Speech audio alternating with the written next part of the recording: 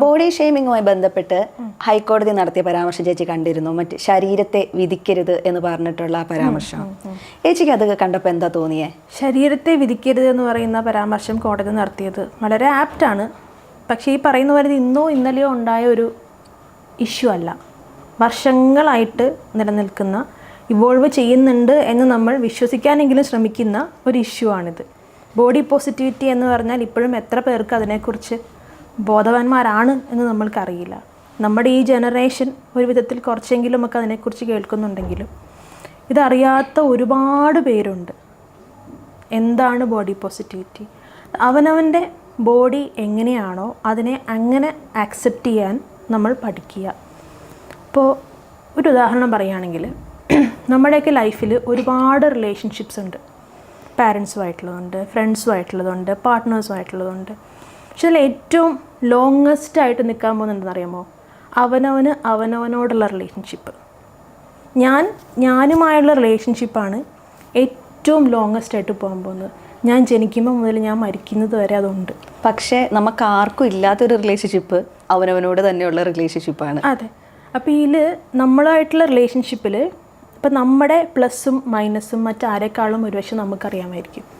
നമുക്ക് ഏറ്റവും ഇഷ്ടമുള്ള ഒരാളുടെ മൈനസുകളെ നമ്മൾ എങ്ങനെയാണോ വേണ്ട അല്ലെങ്കിൽ കാണണ്ട എന്ന് വെക്കുന്നത്, ആ ഒരു കൺസിഡറേഷൻ പോലും നമ്മൾ എന്തുകൊണ്ട് നമുക്ക് കൊടുക്കുന്നില്ല? നമ്മൾ ഭയങ്കര കോൺഷ്യസ് ആണ്. അതായത് നമ്മൾ ചെറുപ്പം തൊട്ടി വളർത്തി വെക്കുന്നതിൻ്റെയോ സമൂഹം പഠിപ്പിക്കുന്നതിൻ്റെയോ ആണ്. നമ്മുടെ ചുരുണ്ട മുടിയാണെങ്കിൽ അതൊരു അയ്യോ ചുരുണ്ട മുടി ഇതെന്താ ഇങ്ങനെ ഇരിക്കുന്നേ, അല്ലെങ്കിൽ നിൻ്റെ കണ്ണെന്താ ഇങ്ങനെ, നിൻ്റെ പുരുകത്തിന് എന്താ കറുപ്പില്ലേ, നിൻ്റെ ചുണ്ടെന്താ ഇത്ര വലിപ്പം, നിൻ്റെ പല്ലു ഉന്തിയിട്ടാണോ? ഈ ചോദ്യങ്ങളൊക്കെ നമ്മളോട് ആളുകളിങ്ങനെ ചെറുപ്പം തൊട്ടേ ചോദിച്ചു തുടങ്ങും. നിനക്ക് ഒരു കേരളത്തിലെ പിള്ളേരുടെ ചായ ഒന്നും ഇല്ലല്ലോ. കേട്ടിട്ടുണ്ട്. അപ്പോൾ ഈ സാധനങ്ങൾ കൊറിയൻ ലുക്ക് ഉണ്ടെന്ന്. അപ്പോൾ എനിക്ക് ചെറുപ്പം തൊട്ട് ഞാൻ കേട്ടേക്കുന്ന ഒരു സാധനം ഒരു കൊറിയൻ ലുക്കുണ്ട്. അപ്പോൾ എന്നെ കോളേജിലൊക്കെ പഠിക്കുമ്പോൾ നോർത്ത് കൊറിയ എന്നൊക്കെ എൻ്റെ സീനിയേഴ്സ് ചേട്ടന്മാർ പൊക്കത്തുനിന്ന് വിളിക്കും. അപ്പോൾ അന്ന് നമ്മുടെ ഒരു കൗമാര കാലഘട്ടത്തിൽ അത് വിളിക്കുമ്പോൾ ഭയങ്കര കോംപ്ലക്സാണ്. അയ്യോ അവരെന്നെ അങ്ങനെ വിളിക്കുന്നത്. എന്നിട്ട് ഞാൻ ഈ കേരളത്തിലെ പെൺകുട്ടികളെ പോലെ ഈ ആളുകൾ പറയുന്ന ഒരു സാധനത്തിലേക്ക് ആവാൻ വേണ്ടി മുടി നീട്ടി വളർത്തുന്നു, അല്ലെങ്കിൽ മുടി ഫ്രിഞ്ചസ് കട്ട് ചെയ്തിട്ട് നോക്കുന്നു, ഡ്രസ്സ് ഇട്ട് നോക്കുന്നു, ഇങ്ങനെ കുറേ സാധനം ട്രൈ ചെയ്തിട്ടുണ്ട്. പക്ഷേ എനിക്ക് ഇതിൽ നിന്നൊന്നും എന്നെ പുറത്തുവരാൻ എനിക്ക് പറ്റിയിട്ടില്ല. അത് കഴിഞ്ഞിട്ട് ഞാനൊരു ജോലി ചെയ്ത് തുടങ്ങുമ്പോൾ എന്നെ അവിടെയും ഇങ്ങനെ നീ ഒരു മണിപ്പൂരി ലുക്ക, നിന്നെ ദത്തെടുത്താണോ എന്നൊക്കെ പറഞ്ഞിട്ട് എന്നെ ഓഫീസിൽ നിന്ന് ഇങ്ങനെ കളിയാക്കുമ്പോൾ എൻ്റെ കൂടെയുള്ളൊരു സാറ് വന്നിട്ട് എന്താ അവർ മനുഷ്യരല്ലേ, എന്താ അവരെ പോലെ ഇരുന്ന നിനക്കെന്താ പ്രശ്നം, എന്താ അവരും നിൻ്റെയും ശരീരത്തിലൂടെ ഓടുന്ന ഒരേ ചോരയല്ലേ, നിങ്ങളുടെ ഇതെന്താണ് ഇങ്ങനെ നീ ചിന്തിക്കാത്തത് എന്ന് എന്നോട് ചോദിക്കുക. അതായത് എനിക്കും അത് ചിന്തിക്കാൻ പറ്റുമായിരുന്നു. പക്ഷേ ഇത്രയും കാലഘട്ടം ഞാൻ ചിന്തിച്ചിട്ടില്ല. ഞാൻ കേരളത്തിലെ പെൺകുട്ടികളെ പോലെ ആവാൻ വേണ്ടിയിട്ടുള്ള ശ്രമം നടത്തിക്കൊണ്ടേയിരുന്നു. അതായത് ആ പറയുന്ന കമന്റുകൾ കേൾക്കുമ്പോൾ നമുക്ക് എന്തോ ഒരു കുറവാണുള്ളത്. ആ കുറവിനെ എങ്ങനെ നികത്താം, അല്ലെങ്കിൽ ഞാൻ എങ്ങനെ മറ്റുള്ളവരുടെ പോലെ ആവാം എന്നാണ്. ഞാൻ എൻ്റെ കണ്ണിന് കറുപ്പില്ല, അപ്പം ഞാൻ അതിൽ നിന്ന് ഇതുവരെ എനിക്ക് പുറത്തു വരാൻ പറ്റിയിട്ടില്ല. അതുകൊണ്ട് ഞാൻ എപ്പോഴും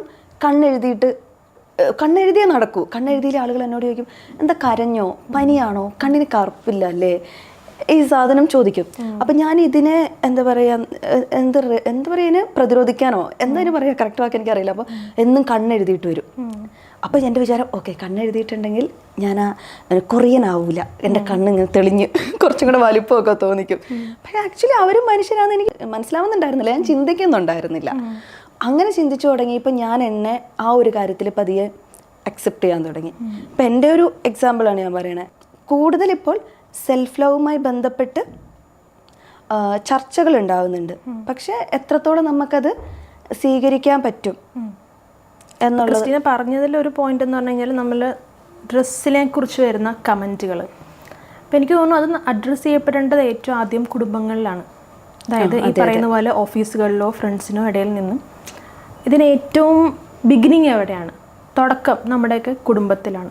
ഇപ്പം നമ്മുടെ ടീനേജിലായിരിക്കുമല്ലോ നമ്മളിങ്ങനെയുള്ള യൂണിഫോമുകളിൽ നിന്നെല്ലാം മാറി കുറച്ച് കളർ ഡ്രസ്സ് അല്ലെങ്കിൽ കുറച്ച് മോഡേൺ ആയിട്ടുള്ള ഡ്രസ്സ് ഇതിനെക്കുറിച്ചൊക്കെ നമ്മൾ കുറച്ചും കൂടിയൊക്കെ ഒന്ന് എക്സ്പ്ലോർ ചെയ്ത സമയമാണ് നമ്മുടെ ടീനേജ്.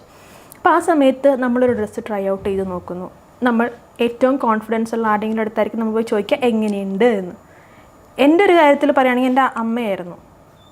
അമ്മ അയ്യേ എന്ന് പറഞ്ഞ് തീർന്നു. അയ്യേ പോലും വേണ്ട, മുഖത്തൊരു എക്സ്പ്രഷൻ ഇതോ എന്നുള്ളൊരു ഒറ്റ എക്സ്പ്രഷൻ മതിയായിരുന്നു.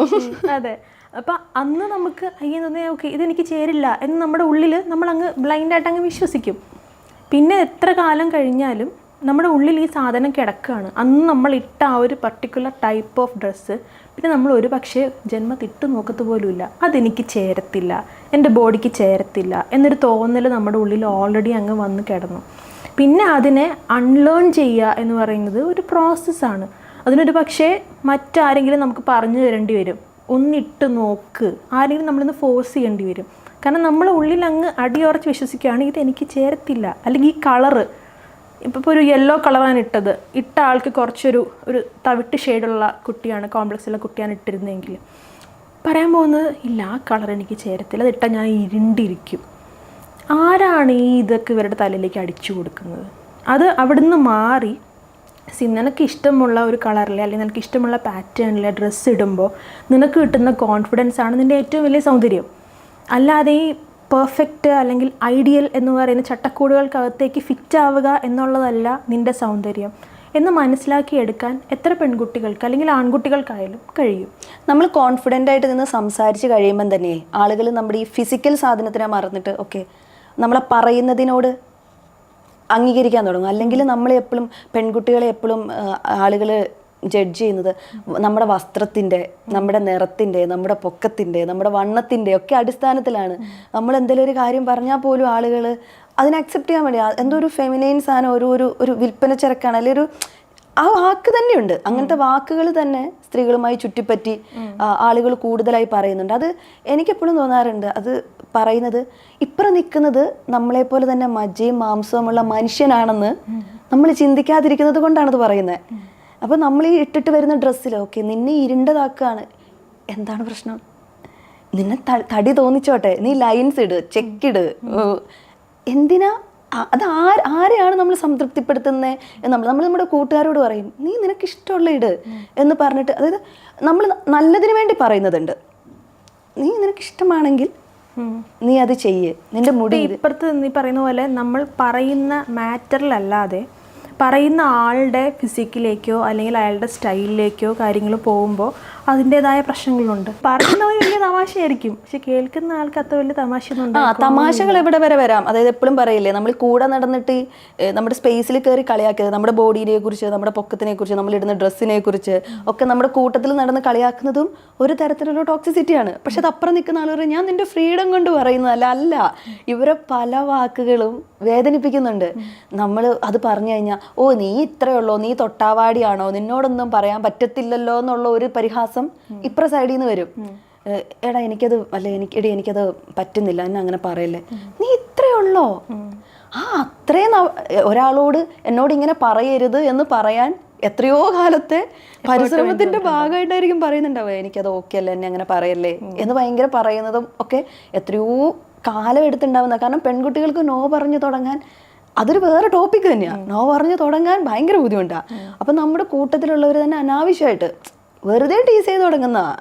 പക്ഷെ അത് ഇപ്പുറം നിൽക്കുന്ന നമ്മൾ കയറി വരുമ്പോഴേ ഒരു ഡ്രസ്സൊക്കെ ഇട്ട് വരുമ്പോഴത്തേനും ഇതെന്ത് കോലവാ എന്ന് ചോദിച്ചാൽ അത് നമ്മുടെ ഏറ്റവും കംഫർട്ട് സോണിലുള്ള ആളുകളെ ചോദിക്കുന്നെങ്കിൽ നമ്മൾ അന്നത്തെ ദിവസം നമുക്ക് എങ്ങനെയെങ്കിലും അവിടെ നിന്നൊന്ന് ആ സ്പേസിൽ നിന്നൊന്ന് പോയി ഈ ഡ്രസ്സൊന്ന് മാറിയാൽ മതി, അല്ലെങ്കിൽ മേക്കപ്പ് ഒന്ന് തൂത്താൽ മതി, കഴുകി കളഞ്ഞാൽ മതി എന്ന് പറയുന്ന സാധനത്തിലേക്ക് നമ്മൾ വേഗം എത്താൻ നോക്കും. ഈ റൂമിലേക്ക് ഒന്ന് എത്തിയാൽ മതി, അല്ലെ എൻ്റെ ആ സ്പേസിലേക്ക് അങ്ങ് എത്തിയാൽ മതി എന്ന്.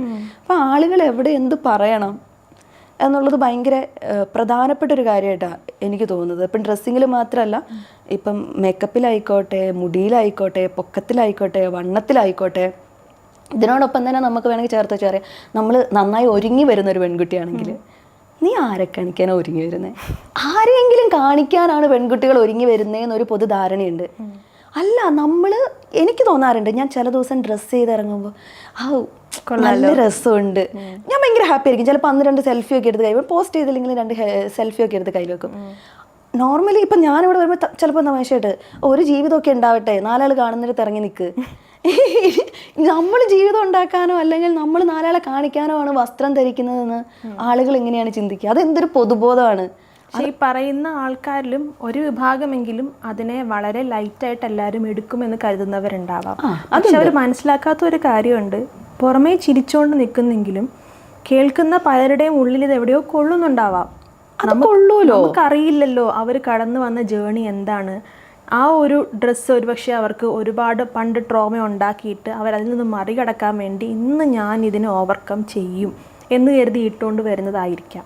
അപ്പോഴായിരിക്കാം നിങ്ങളുടെ ഒരു മേ ബി നിരുപദ്രവമെന്ന് നിങ്ങൾ വിചാരിച്ചിരുന്ന ഒരു കമൻറ്റ് അതിൽ നിന്ന് മറികടക്കാൻ അവർക്ക് ചിലപ്പോൾ വർഷങ്ങൾ വേണ്ടി വന്നേക്കാം. അപ്പോൾ ഈ ചേച്ചി ഇത് പറഞ്ഞപ്പോഴാണ് ഞാൻ ചെറുപ്പത്തിൽ ഒരു 2012 ജീൻസും ഷർട്ടൊക്കെ ഇട്ടിട്ട് നാട്ടിൽ കൂടെ നടക്കുമ്പം എന്നോട് നാട്ടിലുള്ള ചേട്ടന്മാർ ചോദിക്കും, ഇതെന്താ നിന്റെ ചേട്ടൻ്റെ ഡ്രസ്സാണോ, നീ എന്താ ആൺകുട്ടീനെ പോലെ ഡ്രസ്സ് ചെയ്തേക്കുന്നേ, ഒക്കെ പെമ്പിള്ളേരെ പോലെ ഡ്രസ്സ് ചെയ്തൂടെ എന്ന് ചോദിക്കും.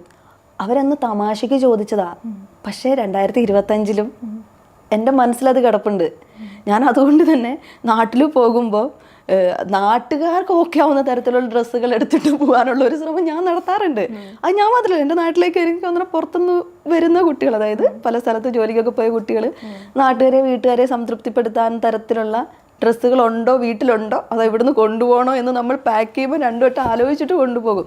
ചേച്ചി പറഞ്ഞ പോലെ ഭയങ്കര എപ്പോഴും അവർക്ക് പോലും ഓർമ്മ ഉണ്ടാവില്ല. ഇപ്പം അവരുടെ മക്കള് ഇതേ ഡ്രസ്സൊക്കെ ഇട്ട് നടക്കണ്ടാവും. പക്ഷേ എനിക്കത് ട്രോമയാണ്. ഇത്ര വർഷം എൻ്റെ ഉള്ളിൽ കിടപ്പുണ്ട്. എനിക്കൊരു ഡ്രസ്സ് ഇടുമ്പോൾ ഞാൻ ജീൻസ് ഇട്ട് ഇന്നും അവരുടെ മുന്നിൽ കൂടെ നടക്കുമ്പോൾ അവർ പറഞ്ഞ കമന്റ് എനിക്ക് ഓർമ്മ വരും. ഇന്ന് ഞാൻ ചേട്ടൻ്റെ ഷർട്ട് ഇടുന്നുണ്ട്, എന്നോട് ആരാ ചോദിക്കാം, ഞാൻ ചേട്ടൻ്റെ ഷർട്ട് ടീഷർട്ടുകളൊക്കെ എടുത്തിട്ട് വരും. ഞാൻ ഗേൾസ് ധരിക്കുന്ന പോലത്തെ ഡ്രസ്സ് ഇടണമെന്ന് ആരാണ് പറയുന്നതെന്ന് എനിക്ക് ചിന്തിക്കാൻ തുടങ്ങിയ സമയത്ത് ചേട്ടൻ ടീഷർട്ടുകളൊക്കെ കൊണ്ടുവച്ചിട്ടുണ്ടെങ്കിൽ അതായത് ലൂസായിട്ടുള്ള സാധനങ്ങളുണ്ടല്ലോ, ഫിറ്റ് ജീൻസിൻ്റെ കൂടെ ഞാൻ ആ ലൂസി സാധനം എടുത്തിട്ടിട്ട് വരും. ആരാ ചോദിക്കുക എന്നുള്ളൊരു സാധനത്തിലേക്ക് ഞാൻ, പക്ഷേ ഞാനത് കടന്നു വരാൻ 10 വർഷം 13-14 വർഷം എടുത്തു. പക്ഷേ ഒരു തരത്തിൽ പറഞ്ഞാൽ അത് കടന്നു വരാൻ പറ്റി എന്നുള്ളത് നമ്മളൊക്കെ ഒരു തരത്തിൽ വളരെ പ്രിവിലേജ്ഡ് ആയിട്ടുള്ളത് കൊണ്ടാണ് ആയിരിക്കും. നമുക്ക് കിട്ടുന്ന സൗഹൃദങ്ങളും അതിന് സഹായിക്കുന്നുണ്ട്. സൗഹൃദങ്ങൾ മാത്രമല്ല, ലോകത്തോട് നമുക്ക് കിട്ടുന്ന എക്സ്പോഷർ. ഇപ്പോഴും എത്രയോ കുട്ടികളുണ്ട് നമ്മുടെ അത്ര എക്സ്പോഷർ കിട്ടാതെ പഠിച്ചു കഴിഞ്ഞ് വീട്ടിൽ തന്നെ ഇരിക്കുന്നവരോ അല്ലെങ്കിൽ അങ്ങനെ ചുറ്റുപാടിൽ നിന്ന് പുറത്തേക്ക് വരാൻ പറ്റാത്തവരോ ആയിട്ട്. അവരൊക്കെ ഇപ്പോഴും, ഞാനൊരു എക്സാമ്പിൾ പറയാം. കഴിഞ്ഞ ദിവസം ഞാനൊരു സ്റ്റിച്ചിങ് കടയിൽ പോയി. അപ്പോൾ അവിടെ ഈ ബ്രൈഡൽ ഡ്രസ്സിൻ്റെ റെൻ്റലും ഉണ്ട്. അപ്പോൾ ഒരു പെൺകുട്ടി, ഒരു 20-23 വയസ്സ് കാണുമായിരിക്കും. ആ പെൺകുട്ടി ബ്രൈഡ് ടു ബി ആണ്. ആ കുട്ടി വന്നിട്ട് അവളുടെ വെഡ്ഡിങ് ഗൗണിൻ്റെ ട്രയൽ നോക്കുകയാണ്. നല്ല ഭംഗിയുള്ളൊരു പെൺകുട്ടി. പിന്നെ ഈ ക്രിസ്ത്യൻ വെഡ്ഡിങ് ഗൗൺ വൈറ്റ് കിട്ടി കഴിയുമ്പോൾ പെൺകുട്ടികൾക്ക് ഒന്നും കൂടി ഒരു സൗന്ദര്യം വരുമല്ലോ. അപ്പോൾ ഞാൻ വളരെ കൗതുകത്തോടെ ഇങ്ങനെ നോക്കി നിൽക്കുക. അപ്പോൾ ആ പെൺകുട്ടീനെ സ്റ്റൈലിസ്റ്റും അടുത്തുണ്ട്, ആ കടയിലെ സ്റ്റാഫ്. അതും ഒരു ചെറിയൊരു പെൺകുട്ടിയാണ്, ഒരു 20-23 വയസ്സ് കാണുമായിരിക്കും.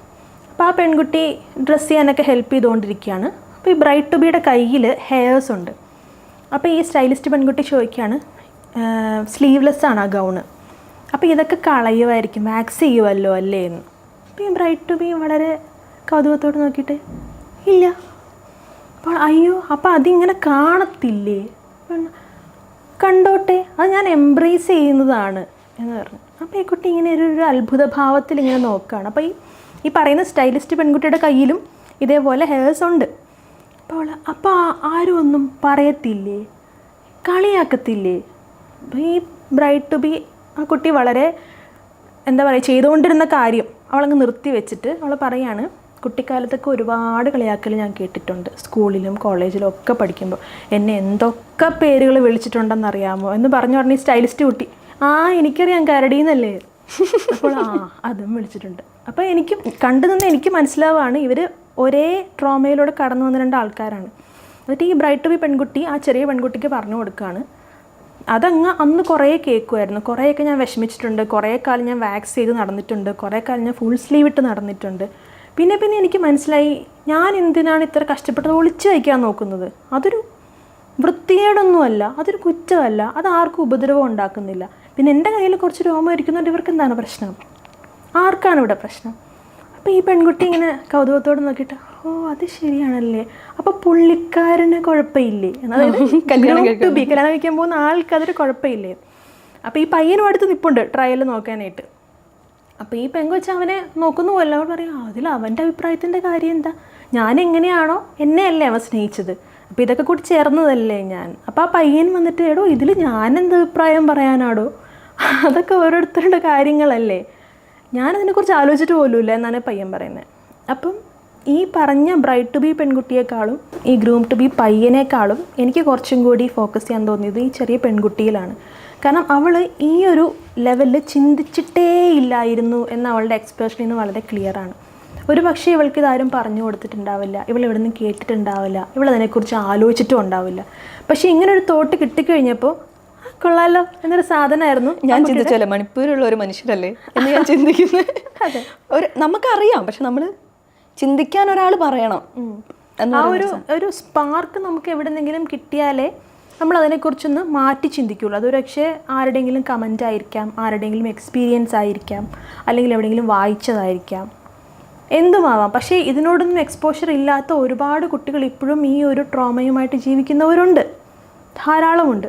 ഇപ്പോൾ ക്രിസ്റ്റീന പറയുന്നുണ്ട്, ക്രിസ്റ്റീനയുടെ കുഞ്ഞിലെ കേട്ട ആ ഒരു സാധനം ഇപ്പോഴും എത്ര ട്രോമയാണ്.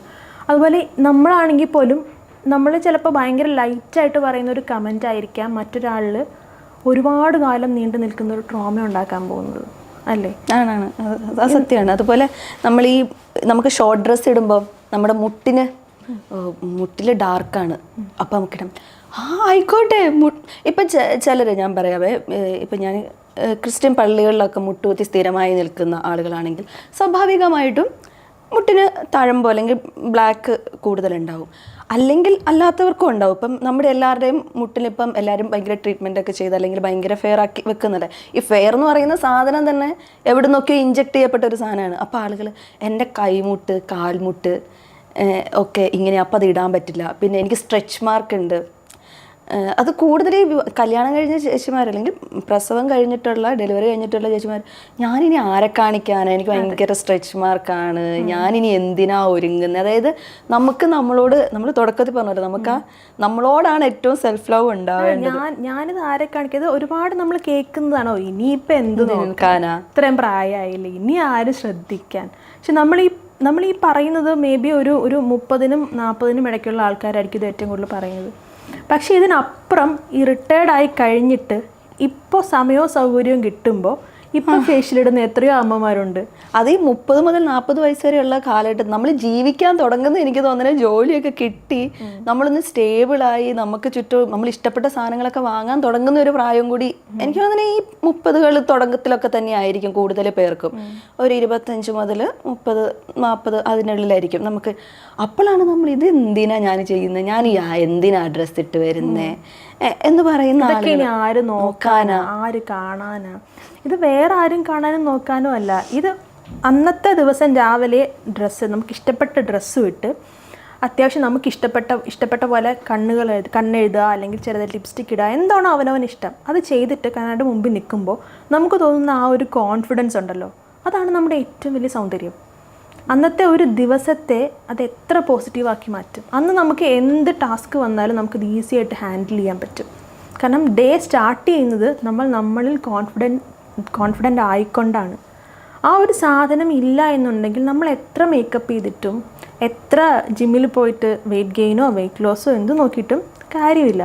കാരണം അവനവൻ്റെ ഉള്ളിലെ കോൺഫിഡൻസ്, ഓക്കെ ഇത് മതി, ഇല്ലെങ്കിൽ ഇതെനിക്ക് കൊള്ളാം, ഞാൻ സൂപ്പറാണ്, ഒരു മേക്കപ്പും ഇല്ല, വെറുതെ നമ്മളൊരു ഡ്രസ്സ് ഇട്ടാൽ തന്നെ നമുക്ക് ചില സമയത്ത് എനിക്ക് അങ്ങനെ തോന്നാറുണ്ട്. ഒന്നും ചെയ്യാതെ നമ്മൾ വെറുതെ ഇങ്ങനെ ഹെയറൊക്കെ വെറുതെ ഇങ്ങനെ കെട്ടിയിട്ട് മെസ്സി ഹെയറൊക്കെ കെട്ടിക്കഴിഞ്ഞാൽ ഒരു രസം ഉണ്ടാവും. പുറത്ത് വന്നു കഴിയുമ്പോൾ നീ എന്താ കരഞ്ഞ പോലെ വന്നേക്കുന്നേ എന്ന് ചോദിക്കും. അപ്പം എനിക്ക് അയ്യോ ഞാൻ കരഞ്ഞ പോലെയാണോ വന്നേക്കുന്നത്, എന്നാൽ പിന്നെ കണ്ണെഴുതിയേക്കാം എന്ന് വിചാരിച്ച സമയമൊക്കെ എന്തൊക്കെയാണ്. നീ എന്താ കുളിച്ചില്ലേ? ശരിക്കും നമ്മൾ വലിയ മനസ്സിലെങ്കിൽ നമ്മളൊരു വലിയ സ്റ്റൈൽ ഇന്റർനാഷണൽ ഫാഷനൊക്കെ ഫോളോ ചെയ്തിട്ട് ഒരു മെസ്സി ബണ്ണോ കെട്ടി കഴിയുമ്പോഴേക്കും നല്ല ചേടത്തിലൊക്കെ ഉണ്ടല്ലോ, തീർന്നു. മുടിയൊക്കെ അഴിച്ചിട്ടു, എല്ലാവരുടെയും സൗന്ദര്യ സങ്കല്പത്തിൽ വരുന്ന മുടി, ഓക്കെ മുടി അഴിച്ചിട്ടു, മുടി ഷോർട്ട് ചെയ്താ നീ എന്താ ചെക്കന്മാരെ പോലെ മുടി ഷോർട്ട് ചെയ്ത് നടക്കുന്നത്. അതായത് നമുക്ക് അങ്ങനത്തെ കുറച്ച് സാധനങ്ങളുണ്ടല്ലോ. മുടി പെൺകുട്ടികളാണെങ്കിൽ കുറച്ച് മുടി നീണ്ടിരിക്കണം. എനിക്ക് തോന്നുന്നത് ചുരുളൻ മുടിക്ക് കുറച്ച് അക്സെപ്റ്റൻസ് കിട്ടിയത് പ്രേമ സിനിമ വന്നതിന് ശേഷമാണ്. ഇപ്പൊ അതുപോലെ ആക്കാനുള്ള ശ്രമങ്ങൾ നടക്കുന്നുണ്ട്. പണ്ടൊക്കെ ചുരുളൻ മുടി ആണെങ്കിൽ ഇത് എങ്ങനെയെങ്കിലും നീട്ടി കിട്ടിയാൻ പറ്റുന്ന പിള്ളേർ അതിന് മാത്രം ചുറ്റിനും ഇത് നീളത്തില്ല, എന്നാൽ ഓരോന്നിൻ്റെ അറ്റത്ത് കല്ല് കെട്ടിയിട് നിവരുമായിരിക്കും എന്നൊക്കെയാണ് പറഞ്ഞു തരുന്നത്. അവനവൻ എന്താണോ ആവശ്യം അതനുസരിച്ച് ആളുകൾ ജീവിക്കുമ്പോഴും പെൺകുട്ടികളോട് ഇങ്ങനത്തെ കമൻറ്റ് പറയുന്നത് നമുക്ക് നിർത്തണം. അതായത് ആവശ്യമില്ലാത്ത തരത്തിൽ ആവശ്യമില്ലാത്ത ഇടങ്ങളിൽ നമ്മുടെ അഭിപ്രായം അവിടെ ആവശ്യമേ ഉണ്ടാവില്ല. നമ്മൾ വെറുതെ ചെന്ന് ഇരുന്നാൽ മതിയാവും. പക്ഷെ നമ്മൾ വെറുതെ ഈ അഭിപ്രായങ്ങൾ പറയും. നമ്മൾ ഈ കല്യാണത്തിന് ബ്രൈഡൊക്കെ ഒരുങ്ങി വന്നു കഴിയുമ്പോൾ നമ്മൾ അവർ വിളിച്ചിട്ട് സദ്യ ഉണ്ടാകാൻ പോകുന്ന ടീമാണ്. എന്നാലും നമ്മൾ ആ പെണ്ണിൻ്റെ ആ സാരി കൊള്ളൂല, അവളെ പോയി, ഹെയർ ഇങ്ങനെ വേണ്ടായിരുന്നു. ഈ സാധനങ്ങൾ ഈ കല്യാണം കഴിഞ്ഞിട്ട് 10 പേര് പറഞ്ഞ് 10 അഭിപ്രായമായിട്ട് ഇവരുടെ അടുത്ത് തന്നെ എത്തും.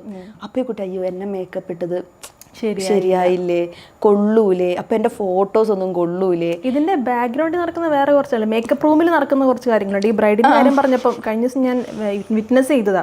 അതൊരു പെൺകുട്ടീനെ ഒരുക്കിക്കൊണ്ടിരിക്കുകയാണ്. അപ്പം ഞാനിങ്ങനെ സ്ലൈഡും പിന്നൊക്കെ എടുത്തു കൊടുത്തോണ്ട് ഇങ്ങനെ സൈഡിൽ നിൽക്കുക. അപ്പോൾ ബ്യൂട്ടീഷ്യനും ഈ പെൺകുട്ടിയും തമ്മിൽ ഒരു ബോണ്ടുണ്ട്, അവർക്കറിയാം എന്താണ് വേണ്ടത് എന്ന്. അപ്പോഴാണ് റിലേറ്റീവ്സ് വന്നു തുടങ്ങിയത്.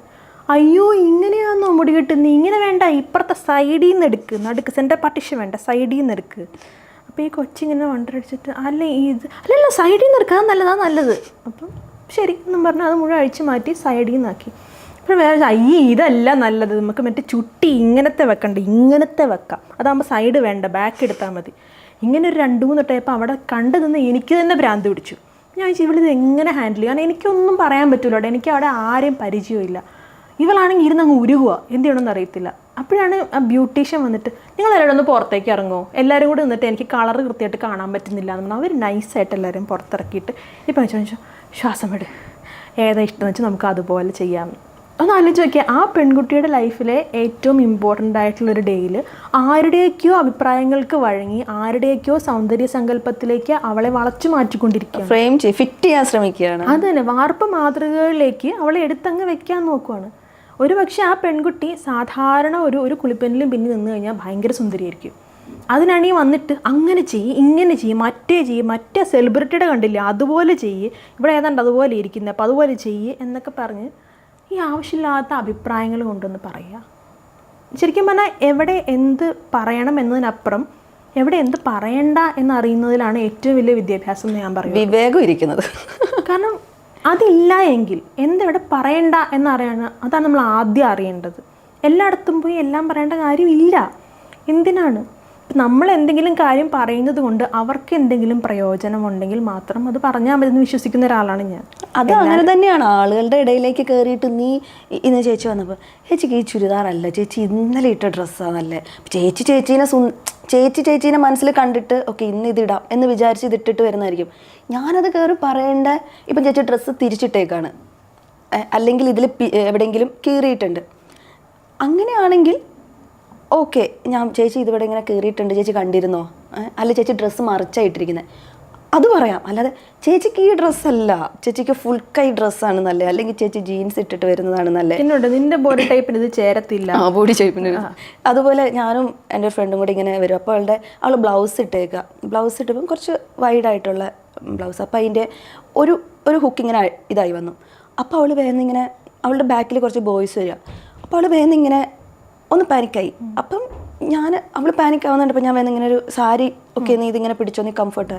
എന്നിട്ട് 2 മിനിറ്റ് കഴിഞ്ഞപ്പോൾ അവളെന്നോട് ചോദിച്ചു എൻ്റെ ഇത്രയും പുറം കാണാം, പിന്നെ ആ ഹുക്കൊന്ന് ജസ്റ്റ് കഴിഞ്ഞപ്പോൾ ഞാൻ എന്തിനാ ഇത്ര പാനിക്കായി. അതായത് ആ റിയലൈസേഷൻ അവൾക്കൊപ്പം ഞാനും ചിന്തിച്ചു, ശരിയാ ഞാനും ആ സാരി അവിടെ പിടിച്ചു കൊടുക്കാൻ പാടില്ലായിരുന്നു, എന്താ കുഴപ്പം എന്ന് ചോദിച്ചു. പക്ഷെ നമ്മളിങ്ങനെ എന്തൊക്കെയോ അങ്ങനെയൊക്കെയാണ് ആ സാധനം എന്ന് പറയില്ലേ. ഞാനൊക്കെ സ്കൂൾ +2 കോളേജ് പഠിക്കുന്ന സമയത്ത് ഷോൾ ഇല്ലാതെ ഒരു ചുരിദാർ ഇടുക എന്ന് പറഞ്ഞാൽ ആലോചിക്കാൻ പോലും പറ്റത്തില്ലാത്ത കാര്യം. ഇപ്പം നമുക്ക് ഷോളുള്ള ചുരിദാർ ഉണ്ടോ എന്ന് സംശയമാണ് സത്യം. എന്നിട്ട് അന്ന് ചുരിദാർ ഇട്ടിട്ട് ഷോള് കണ്ടില്ലെങ്കിൽ അവസാന നിമിഷമായിരിക്കും റെഡിയായി ഇറങ്ങി ഓടുന്നത്. ഷോൾ തപ്പി ഒരു ഓട്ടം കാണും ആ വീട് മുഴുവനും. കണ്ടു കഴിഞ്ഞാൽ തോന്നും ആ ഷോളിലാണ് എൻ്റെ ജീവിതം ഇരിക്കുന്നത്, അതില്ലാതെ എനിക്കിന്ന് പുറത്തു പോകാൻ പറ്റത്തില്ല എന്നുള്ള ഭാവത്തിലാണ്. അങ്ങനെയുള്ള കണ്ടീഷൻഡായി വരികയാണ് നമ്മൾ. അതൊക്കെ നമ്മുടെ ഉള്ളിൽ കിടക്കുന്നതുകൊണ്ട് തന്നെ നമ്മൾ പുറത്തേക്ക് പോകുമ്പോൾ അല്ലെങ്കിൽ പിൻ ചെയ്തിരുന്ന സാധനം പിന്നൊന്ന് ലൂസായി കഴിഞ്ഞാൽ നമ്മൾ വറീഡാവാൻ തുടങ്ങും.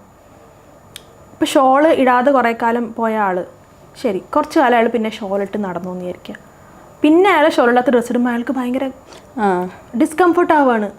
അതായത് കുറച്ച് കാലം കൊണ്ട് തന്നെ അയാൾ ഓക്കെ ഇതാണ് എല്ലാവരും അക്സെപ്റ്റ് ചെയ്തിട്ടുള്ള സാധനം എന്നൊരു സാധനം ഉള്ളിലേക്ക് കയറി വരികയാണ്.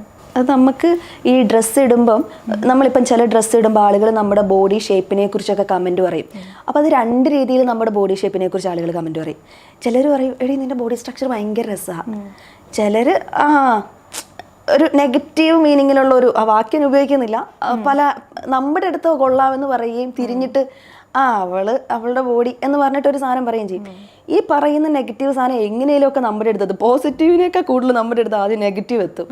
ഞാനൊക്കെ ചില സമയത്ത് ഡ്രസ്സിങ്ങിൽ ഭയങ്കര കോൺഷ്യസ് ആയി പോയിട്ടുണ്ട്. അതിട്ട് വന്നു കഴിഞ്ഞാൽ ആളുകൾ എന്നെ ഇങ്ങനെ നോക്കും. എനിക്ക് ജീൻസും ഷർട്ടും ഇടുന്നതാണ് എനിക്ക് ഭയങ്കര ഇഷ്ടം, ഭയങ്കര കംഫർട്ടാണ് ഞാൻ അതിനകത്ത്. അപ്പം ഞാൻ ഇട്ടിട്ട് വരുമ്പോൾ എൻ്റെ ബോഡീനെ കുറിച്ച് ആളുകൾ കമൻറ്റ് പറയുകയാണെന്ന് ഞാൻ അറിഞ്ഞിട്ട് പിന്നെ ഞാൻ ലൂസ് സാധനങ്ങളിലേക്ക് പോയി. അത് കഴിഞ്ഞ് ഞാനിപ്പം ഈ സാധനം എനിക്കിതൊക്കെ അറിയാം, എന്നിട്ടും ഞാൻ ആ ഒരു ആളുകൾ പറയുന്നതിനെ ഒഴിവാക്കാൻ വേണ്ടി, എൻ്റെ പ്രശ്നമല്ല എന്നിട്ട് ഞാനത് എൻ്റെ പ്രശ്നമായി കണ്ട് ആളുകളുടെ പറച്ചിലിനെ ഒഴിവാക്കാൻ വേണ്ടി എൻ്റെ ഡ്രസ്സിങ് പാറ്റേണാണ് ഞാൻ മാറ്റിയത്.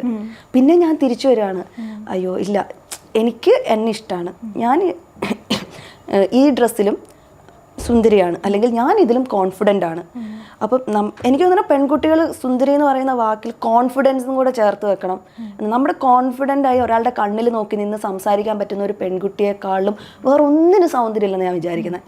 ആ കണ്ണിൽ നോക്കി ഷാർപ്പായിട്ട് പറയാൻ പറ്റുന്ന കാര്യങ്ങൾ അത് ആരോടാണെങ്കിലും ആ പെൺകുട്ടി പറഞ്ഞു കഴിഞ്ഞാൽ നമ്മൾക്ക് അവരെ കാണുമ്പോൾ ഉണ്ടാകുന്ന ഒരു റെസ്പെക്റ്റും സ്നേഹവും അവിടെ വേറെ ഒന്നും ഒരു മാറ്ററല്ല. ഞാൻ പറഞ്ഞത് നമ്മളിങ്ങനെ എനിക്ക് ഈ ഡ്രസ്സാണ് ഇഷ്ടം എന്ന് ഞാൻ തിരിച്ചറിഞ്ഞിട്ട് ഞാൻ പിന്നെയും തിരിച്ചു വരികയാണ് അതിനകത്തേക്ക് കഷ്ടപ്പെട്ട്. ഫിറ്റ് സ്കിന്നി ജീൻസും ലൂസ് ഡ്രസ്സും ഷർട്ടും ഒക്കെ ഇട്ട് ഞാൻ പിന്നെയും അതിനെ പെയർ ചെയ്ത് ഞാൻ ഇതെനിക്ക് പറ്റും എന്നതിലേക്ക് ഞാൻ മനസ്സിലാക്കി വരികയാണ്. അതുപോലെ നമ്മളെ ചിന്തിപ്പിക്കുന്നതാണ് നമ്മുടെ സ്ട്രെച്ച് മാർക്കുള്ള ആക്ട്രസ്. അവരൊക്കെ അവരുടെ ഡ്രസ്സിൽ ഇപ്പം അങ്ങനത്തെ സ്ട്രെച്ച് മാർക്ക് ഉണ്ട്, അവരതിനടിയിൽ വരുന്ന കമൻറ്റുകളോട് പ്രതികരിക്കുന്ന രീതി നമ്മളെ ചിന്തിപ്പിക്കും. എൻ്റെ ബോഡി ഇതാണ്, എനിക്ക് എപ്പോഴും മേക്കപ്പ് ഇട്ട് അല്ലെങ്കിൽ ഒരു സിനിമയ്ക്ക് വേണ്ടി നടക്കുന്നത് പോലെ അല്ലെങ്കിൽ ഒരു പരിപാടിക്ക് വരുന്നത് പോലെ എനിക്ക് എപ്പോഴും ഇതിട്ടിട്ട് കവർ ചെയ്ത് നടക്കാൻ പറ്റില്ല. എൻ്റെ ബോഡി ഇതാണ്. ഇത് രജിഷ വിജയൻ പണ്ട് പറഞ്ഞിട്ടുണ്ട്. പുള്ളിക്കാരിക്ക് ബൈ ബർത്ത് ഇവിടെയോ എന്തോ ഒരു മാർക്കുണ്ട്. അപ്പം ഏതോ ഒരു ഫോട്ടോയിൽ താഴെ ആൾക്കാർ കമൻറ്റ് ചെയ്തിരിക്കുന്നു, ഇത് കവർ ചെയ്തുകൂടെ, ഇതെന്തിനാണ് എപ്പോഴും ഇങ്ങനെ കാണിച്ചുകൊണ്ടിരിക്കുന്നതെന്ന്. അപ്പോൾ പറയുന്നുണ്ട്, ചേട്ടാ ഞാൻ ഇങ്ങനെയാണ്, പക്ഷേ ഞാൻ സിനിമയിലെത്തുമ്പോൾ ഞാൻ മേക്കപ്പ് ഇടുന്നതിന് കാരണം എൻ്റെ എല്ലാ ക്യാരക്ടേഴ്സിനും ഇവിടെ ആ മറുക ഉണ്ടായിക്കൊള്ളണമെന്നില്ല, അതുകൊണ്ടാണ് ഞാനത് കവർ ചെയ്യുന്നത്. അല്ലാതെ രജിഷ വിജയൻ എന്ന് പറയുന്ന എനിക്കിതുണ്ട്, അതിങ്ങനെ തന്നെയാണ്, അതിനെ കവർ ചെയ്യാൻ ആഗ്രഹിക്കുന്നുമില്ല എന്ന് പറഞ്ഞിട്ടുണ്ട്. ഈ പറയുന്ന പോലെ നമ്മൾ ഈ പറയുന്ന പല സ്റ്റേറ്റ്മെൻറ്റുകളും അല്ലെങ്കിൽ ഇന്നതുപോലെ ഞാൻ ഇങ്ങനെയാണ്, ഇതെനിക്കിഷ്ടമാണ് എന്ന് പറയുമ്പോൾ നമുക്ക് വേണ്ടി മാത്രമല്ല സംസാരിക്കുന്നത്, പുറകെ വരുന്നൊരു തലമുറയ്ക്കും കൂടിയാണ് നമ്മൾ സംസാരിക്കുന്നത്. ഇപ്പോൾ ക്രിസ്റ്റീൻ തന്നെ പറഞ്ഞല്ലോ, വീട്ടിൽ ഞാൻ വീട്ടിൽ ഡ്രസ്സ് ഇട്ടിട്ട് ജീൻസ് ഇട്ട് ക്രോപ്പ് ടോപ്പ് ഇട്ട് ഇറങ്ങുമ്പോൾ മമ്മി എന്നോട് പറയും, ഈ ടോപ്പോ ക്രോപ്പ് ടോപ്പോ, അയ്യോ ഇത് വേണ്ട, അവരത് പറയും ഇത് പറയും. അപ്പോൾ ഞാൻ ആ ഡ്രസ്സ് പോയിട്ട് എനിക്ക് ഒട്ടും ഇഷ്ടമില്ലാത്തൊരു ഡ്രസ്സ് ഇട്ടിട്ട് ഞാൻ പുറത്തു, എനിക്ക് ഭയങ്കര വിഷമം വരും. അതുപോലെ നമ്മൾ എന്തെങ്കിലും ഡ്രസ്സൊക്കെ ഇട്ടിട്ട് വരുമ്പോൾ ചാക്കി കയറ്റിയതാണോ എന്ന് ചോദിക്കും. മറ്റേ ജംപ് സ്യൂട്ട് ഇട്ടിട്ട് വരുമ്പോൾ പപ്പനോട് ചാക്കി കയറ്റിയ ഡ്രസ്സാണോ എന്ന് ചോദിക്കും. അപ്പം എനിക്കത് ഇടാൻ ഭയങ്കര ഇഷ്ടം. പക്ഷേ ഇപ്പം ഞാൻ അങ്ങനെ ജംപ് സ്യൂട്ട്, അതിന് പിന്നെ വേറെ കാരണമുണ്ട്, നമുക്ക് എന്താ പറയുക യൂറിൻ പാസ് ചെയ്യാനൊക്കെ ബുദ്ധിമുട്ടാവുന്നതിൻ്റെ ഒരു സാധനമുണ്ട്. അപ്പം എന്നാലും നാട്ടിൽ പോകുമ്പോൾ ഞാൻ അതിടില്ല. പക്ഷെ അത് ഫുൾ കവേർഡ് ആയിട്ടുള്ള ഡ്രസ്സാണ്. എന്നിട്ടും നമ്മളങ്ങനെ കമൻറ്റ് ചെയ്യുമ്പോൾ, പക്ഷേ ഇപ്പം ഞാൻ ഫൈറ്റ് ചെയ്തത് കൊണ്ട് തന്നെ എൻ്റെ ചേട്ടൻ കല്യാണം കഴിച്ചു വന്നതിന് ശേഷം എൻ്റെ വീട്ടിലോ അല്ലെങ്കിൽ എൻ്റെ കസിൻസോ എൻ്റെ ബന്ധുക്കളോ വന്നിട്ട് അവളോട്, എൻ്റെ നാത്തൂനോട് ഈ ഡ്രസ്സ് ഇടണ്ട എന്ന് പറയില്ല. അങ്ങനെ പറഞ്ഞ് ആദ്യം ഫൈറ്റ് ചെയ്യാൻ ഞാനാ. അവളുടെ സ്വാതന്ത്ര്യത്തിൽ ഇവിടെ ആരും അഭിപ്രായം പറയണ്ട എന്ന് നമ്മളെപ്പോഴും പറയില്ല. ഒരു പെണ്ണ് മറ്റൊരു പെണ്ണിനെ മനസ്സിലാക്കുന്നിടത്തോളം ഭംഗി വേറൊന്നിനില്ല എന്ന്. അതുകൊണ്ട് ഞാൻ സംസാരിക്കാറുണ്ട്. അല്ലെങ്കിൽ അത് എൻ്റെ വീട്ടിലത് സംസാരിക്കാതെയായി. അപ്പോൾ ആ ഡ്രസ്സിൽ ഷോർട്ട്സ് ഇടുന്നതിലോ സ്ലീവ്ലെസ് ഇടുന്നതിലോ ഒക്കെ വേറെ. അതുകൊണ്ട് തന്നെ എൻ്റെ വീട്ടിലുണ്ടായൊരു പോസിറ്റീവ് മാറ്റം എന്താ വെച്ചിട്ടുണ്ടെങ്കിൽ, പണ്ട് വേറെ ആരെങ്കിലും ആ കുട്ടി എന്തിനാ കയ്യില്ലാത്ത ഡ്രസ്സ് ഇട്ടിരുന്നേ എന്ന് എൻ്റെ അമ്മ ചിന്തിച്ചിട്ടുണ്ടായിരുന്നു. ഇന്ന് എൻ്റെ മമ്മിക്ക് ആ ചിന്തയില്ല. കാരണം മമ്മിക്കറിയാം മമ്മീൻ്റെ മോളും ഇടും എന്ത് പറഞ്ഞാലും ഇടും. അതേപോലെ തന്നെയാണ് ആ കുട്ടിയും പുറത്ത് പഠിച്ചിട്ട് വരുമ്പോൾ ഇടുന്നത്. അല്ലെങ്കിൽ ഇപ്പം പപ്പ ആരോ ആയിക്കോട്ടെ, എൻ്റെ ബന്ധുക്കളായിക്കോട്ടെ അയൽവക്കംകാരായിക്കോട്ടെ, അവരിപ്പോൾ അത്തരം കമൻസ് നമ്മളോട് പറയുന്നത് അവസാനിപ്പിച്ചു. അതിൻ്റെ ആവശ്യമില്ല എന്ന് ഉള്ളിലിങ്ങനെ തികട്ടി വരുന്നുണ്ടാവാം പലർക്കും. പക്ഷെ ആ കമൻറ്റിന് അവിടെ ഒരു സാധ്യതയില്ല, അവർ തിരിച്ചു പറയും. പിന്നെ പറയുന്നുണ്ട്, ഈ പെൺകുട്ടികൾക്കോ അല്ലെങ്കിൽ ആൺകുട്ടികൾക്കോ എവിടെ എങ്ങനെ ഡ്രസ്സ് ചെയ്യണമെന്ന് അറിയില്ല.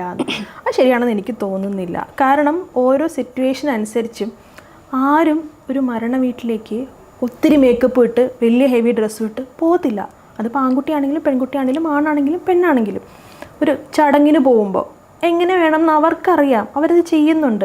ഒരു പക്ഷേ അത് വാർപ്പ് മാതൃക അല്ലായിരിക്കാം എന്ന് കരുതി തലയിൽ മഞ്ഞ കളറും അടിച്ച് ചുവന്ന കണ്ണടയും വെച്ച് പച്ച പാൻറ്റും ഇട്ട് നടക്കണം എന്നല്ല നമ്മൾ പറയുന്നത്.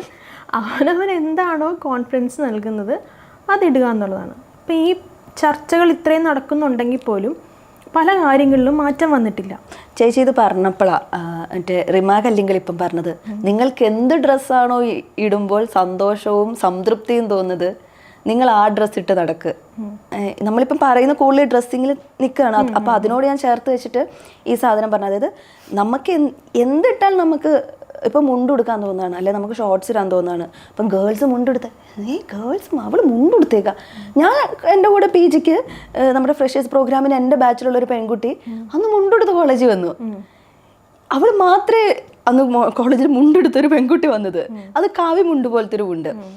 ഞങ്ങളെല്ലാം ഭയങ്കര വണ്ടറായി. ഞാൻ അവളോടൊന്ന് റെസ്പെക്റ്റ് ആയിരുന്നു എനിക്ക് തോന്നിയത്. പക്ഷെ അവളെ എല്ലാവരും വിമർശിച്ചു വന്ന്. അന്ന് മുണ്ടെടുത്ത് വന്നപ്പം കോളേജിലുള്ള എല്ലാവരും ഇങ്ങനെയാണ് ഒരു ഓറിയൻറ്റേഷൻ പ്രോഗ്രാമിൽ ഒരു ഫ്രഷേഴ്സ് പ്രോഗ്രാമിന് വരിക എന്ന് അവളോട് ചോദിച്ചിട്ടുണ്ടായിരുന്നു. പക്ഷെ അന്ന് അവളെ മാത്രമേ എല്ലാവരും ശ്രദ്ധിച്ചിട്ടുണ്ടായിരുന്നുള്ളൂ എന്നുള്ളൊരു റിയാലിറ്റി ഉണ്ട്. നമുക്കങ്ങനെ എനിക്കങ്ങനെ നിൽക്കാൻ ഗട്ട്സില്ല. അപ്പം അങ്ങനെ വന്ന് നിൽക്കുന്ന പെൺകുട്ടികളോട് എനിക്ക് ഭയങ്കര അഡ്മിറേഷൻ, ഭയങ്കരമാണ്. എന്താണ് ആ കഴിവ് എന്ന് പറയുന്ന എനിക്ക് ഭയങ്കര. കാരണം എനിക്കൊരു ഷോർട്സ് ഇടാൻ ഞാൻ ഇതുവരെ എത്തിയിട്ടില്ല. എനിക്കൊരു കുഞ്ഞു ഷോർട്സ് ഇട്ട് നടക്കണം എന്ന് എൻ്റെ ഒരു വലിയ ഡ്രീം. ഇത് പറഞ്ഞാൽ പലരും ഷോർട്സ് ഇന്ന് പെൺകുട്ടികൾ ചിരിക്കും ഇവൾക്ക് എന്ന്. പക്ഷെ അതെൻ്റെ ഒരു ഡ്രീമാണ്. ഞാൻ പലപ്പോഴും കടയിൽ പോയിട്ട് ഷോർട്സ് മേടിക്കും. ഇത് ഞാൻ ഒരു തവണയല്ലേ ഇടുള്ളൂ, പിന്നെ ഇടുവോ, ഇത് എവിടെ ഇടും?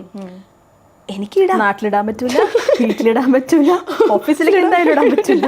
അപ്പം ഞാൻ പിന്നെ ട്രിപ്പ് പോകുമ്പോഴെങ്ങാനും എവിടെയെങ്കിലും പോകുമ്പോൾ ഇട്ടാലായി. അന്ന് പറഞ്ഞിട്ട് ഇതുവരെ ഈ പ്രായത്തിനിടെ ഇതുവരെ ഞാനൊരു ഷോർട്സ് പുറത്തിട്ടില്ല. പക്ഷെ വീട്ടിൽ നമ്മൾ ഷോർട്സ് ഇടുന്നതിനെ കുറിച്ചല്ല പറയണേ. പുറത്ത് നമ്മൾ ഷോർട്സും ക്രോപ്പൊന്നും ഇട്ട് ഞാൻ പോയിട്ടില്ല. ഞാൻ അതിലേക്ക് എത്തിയിട്ടില്ല. ഇത്രയും സംസാരിക്കും, ഇത്രയും നമുക്കറിയാം. ഇത്രയെങ്കിലും നമുക്കറിയാം.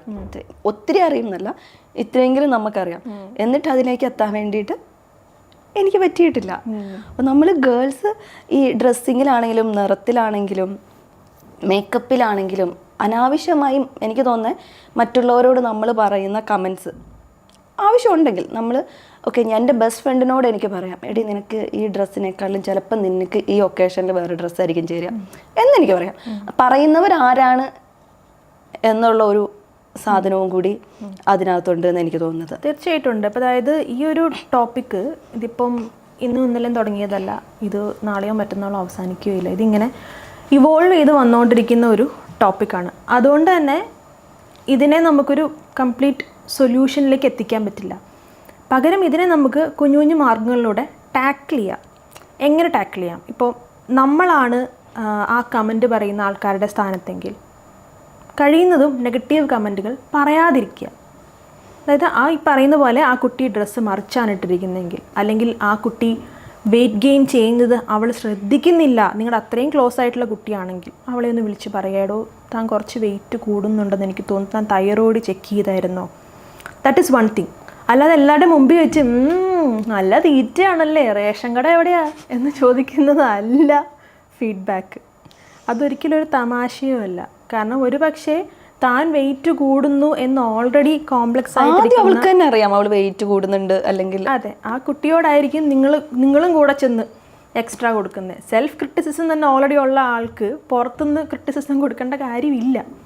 നിങ്ങളുടെ കൺസേൺ കൊണ്ടാണെങ്കിൽ നിങ്ങൾക്ക് അവരോട് പേഴ്സണലി 1-to-1 സംസാരിക്കാം. അതൊരിക്കലും ഒരു എന്താ പറയുക, ട്രോളിലേക്കോ അല്ലെങ്കിൽ തമാശ രൂപേണയോ പറയാവുന്ന ഒരു കാര്യമായിട്ട് നിങ്ങൾ എടുക്കരുത്. ഇനി അങ്ങനെ കേൾക്കുന്ന ഒരു വ്യക്തിയാണ് നിങ്ങളെങ്കിൽ ആ പറയുന്ന വ്യക്തി നിങ്ങൾക്ക് ആരാണ് എന്ന് നിങ്ങൾ ആലോചിക്കുക. നിങ്ങൾക്ക് അത്രയും ക്ലോസ് ആയിട്ടുള്ള ഒരാൾ നിങ്ങളുടെ ലൈഫിൽ കുറച്ച് വാല്യൂ ആഡ് ചെയ്യാൻ വേണ്ടിയാണ് പറയുന്നതെങ്കിൽ അതിന് കാത് കൊടുക്കുക. അല്ലാതെ നമ്മുടെ ലൈഫിൽ വന്നിട്ടും പോയിട്ടും യാതൊരു ബന്ധവും ഇല്ലാത്ത, കണ്ടുപരിചയമുള്ള അല്ലെങ്കിൽ വെറും അക്വൈൻറ്റൻസ് ആയിട്ടുള്ള ആൾക്കാർ നമ്മളെക്കുറിച്ചോ നമ്മുടെ ബോഡിയെക്കുറിച്ചോ കമൻറ്റ് ചെയ്താൽ അതിനെ നമുക്ക് ഇഗ്നോർ ചെയ്യാൻ പറ്റണം. അതിനെ നമ്മൾ ഉള്ളിലേക്ക് എടുക്കേണ്ട കാര്യമില്ല. നമ്മുടെ കോൺഫിഡൻസിനെ ബാധിക്കുന്ന ഒന്നും നമ്മൾ എടുക്കണ്ട. നമ്മളെ ഇമ്പ്രൂവ് ചെയ്യാൻ പറ്റുന്ന എന്തുണ്ടോ അത് നമുക്ക് എടുക്കാം. ഇനി അത് നിങ്ങൾക്ക് തനിയെ ഡീൽ ചെയ്യാൻ പറ്റുന്നില്ലെങ്കിൽ നിങ്ങൾക്ക് ഏറ്റവും വിശ്വാസമുള്ള ആൾക്കാരോട് പോയി സംസാരിക്കുക. എടാ, എനിക്ക് ഇങ്ങനെ ഒരു പ്രശ്നം ഉണ്ടെന്ന് എനിക്ക് തോന്നുന്നു, നിനക്ക് തോന്നുന്നുണ്ടോ? എനിക്കിങ്ങനെ ഭയങ്കരമായിട്ട് വെയിറ്റ് ഗെയിൻ ആവുന്നു, അല്ലെങ്കിൽ എനിക്ക് ഭയങ്കരമായിട്ട് വെയിറ്റ് എന്ത് കഴിച്ചിട്ടും വെക്കുന്നില്ല.